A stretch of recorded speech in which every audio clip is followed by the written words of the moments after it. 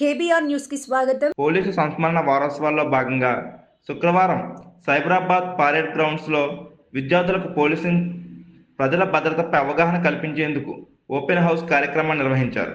ఈ కార్యక్రమాన్ని సైబరాబాద్లోని women and child safety wing DCP సుధనాకరణం ప్రారంభించారు.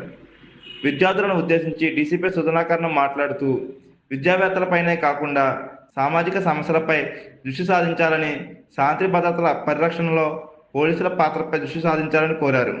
ఈ కార్యక్రమంలో పోలీసు ఉన్నతాధికారులు పాల్గొన్నారు.